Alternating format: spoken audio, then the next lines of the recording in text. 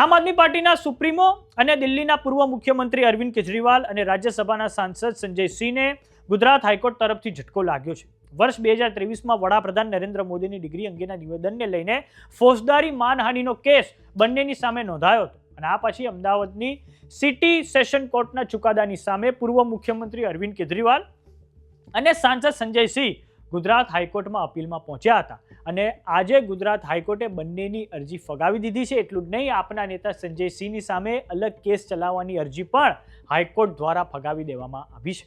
તો આવો જાણીએ સમાચાર વિસ્તારથી. નમસ્કાર, જમાવટ સાથે હું છું પાર્થ.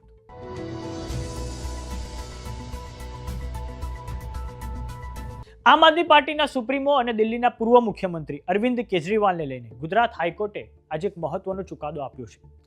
અરવિંદ કેજરીવાલે વડાપ્રધાન નરેન્દ્ર મોદીની ડિગ્રી પર જે કથિત ટિપ્પણી કરી હતી તેને લઈને ગુજરાત યુનિવર્સિટીએ ફોજદાર માનહાનિનો કેસ કર્યો હતો અને આ કેસમાં આમ આદમી પાર્ટીના સાંસદ સંજય સિંહ પર પણ ટ્રાયલ ચાલી રહી છે.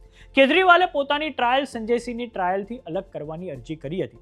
અરવિંદ કેજરીવાલનો દાવો હતો કે તેમની ઉપર કાવતરું અથવા સામાન્ય ગુનાહિત ઈરાદાને આગળ વધારવાનો કોઈ આરોપ નથી, તેથી કોર્ટે તેમની ટ્રાયલ સંજય સિંહની ટ્રાયલથી અલગ કરવી જોઈએ. તો બીજી તરફ સંજય સિંહે પણ નીચલી કોર્ટના આદેશને હાઈકોર્ટમાં પડકાર્યો હતો.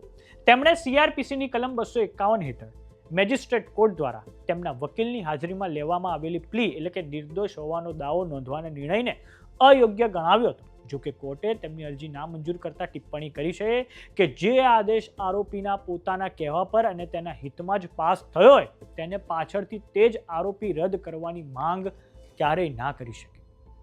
હવે જાણીએ કે આખો મામલો શું છે કે જેના કારણે ગુજરાતમાં રાજકારણમાં પણ ગરમાવો આવી ગયો હતો. આમ આદમી પાર્ટીના સુપ્રીમો અરવિંદ કેજરીવાલે 1 એપ્રિલ 2023ના રોજ પ્રેસ કોન્ફરન્સ કરીને વડાપ્રધાન નરેન્દ્ર મોદીની ડિગ્રીને લઈને ટિપ્પણી કરી હતી.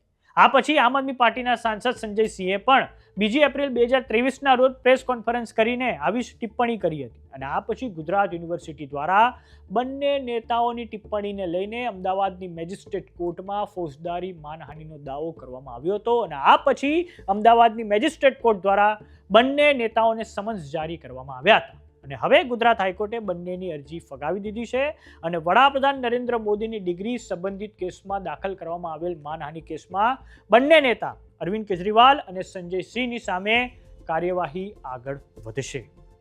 વાત કરીએ આમ આદમી પાર્ટીની, તો આમ આદમી પાર્ટીના જનાધારમાં વધારો થયો છે. 2022ની વિધાનસભાની ચૂંટણીઓ વખતે આમ આદમી પાર્ટીને 13% વોટ મળ્યા હતા અને સાથે તેના 5 ધારાસભ્યો ચૂંટાઈને આવ્યા હતા અને આ પછી ગયા વર્ષે જે વિસાવદરની વિધાનસભાની પેટા ચૂંટણી થઈ તેમાં પણ આમ આદમી પાર્ટીના ઉમેદવાર ગોપાલ ઇટાલિયાનો વિજય થયો હતો અને તે પછી આમ આદમી પાર્ટીમાં જબરજસ્ત ઉત્સાહનો માહોલ છે અને હવે આવનારી સ્થાનિક સ્વરાજ્યની ચૂંટણીઓમાં આમ આદમી પાર્ટી કોંગ્રેસ સાથે ગઠબંધન નહીં કરે અને એકલા હાથે તે ચૂંટણીઓ લડવા જઈ રહી છે અને જેને લઈને આમ આદમી પાર્ટી દ્વારા તૈયારીઓ પણ હવે શરૂ કરી દેવામાં આવી છે. તો અરવિંદ કેજરીવાલ અને રાજ્યસભાના સાંસદ સંજય સિંહ પર ગુજરાત હાઈકોર્ટે જે ચુકાદો આપ્યો તેને લઈને આપનું શું માનવું છે અમને કોમેન્ટ બોક્સમાં લખીને જરૂર જણાવો. જો તમે અમને યુટ્યુબ પર જોઈ રહ્યા તો સબસ્ક્રાઇબ કરો, જો તમે અમને ઇન્સ્ટાગ્રામ અને ફેસબુક પર જોઈ રહ્યા તો ફોલો કરો. સાથે જ અમારી વોટ્સએપ ચેનલ આવી ગઈ છે, જોઈન કરવાનું ના ભૂલતા. નમસ્કાર.